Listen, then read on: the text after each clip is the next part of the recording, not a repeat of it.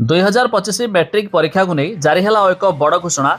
एथर परीक्षा रे हेबो नुआ नियम जहाँ आपण माने समस्ते जान रखिबा जरूरी जदि आपण माने मध्य मैट्रिक परीक्षा देबाकू जाउछंती। आसंतु संपूर्ण अपडेट जानिबा ता पूर्व वीडियो को लाइक करंतु, सब्सक्राइब कर नथिले एबे सब्सक्राइब करी पाखर थिवा घंटी चिन्ह को दबाइ दियंतु। चलित वर्ष हाई स्कूल सर्टिफिकेट परीक्षा अर्थात मैट्रिक रो लाइव स्ट्रीमिंग व्यवस्था हेबो। परीक्षा चालुथिया बेले परीक्षा केंद्र कर्तृपक्ष संपूर्ण नियंत्रण रे रहिबो।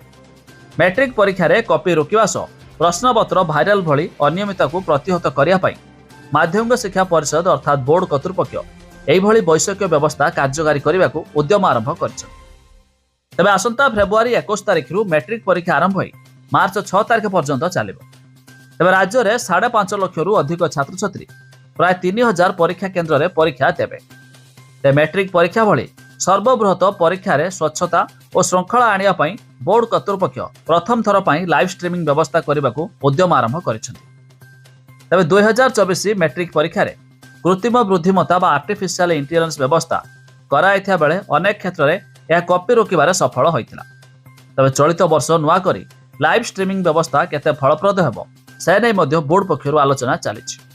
ते मिलुथिबा सूचना मुताबक एथर 2025 रे हेबाकु थिबा फेब्रुआरी मासरे मैट्रिक परीक्षा रे लाइव स्ट्रीमिंग व्यवस्था हेबो। संपूर्ण लाइव देखा जिवो केव कोठी कॉपी मध्य हेउछि कि नाही।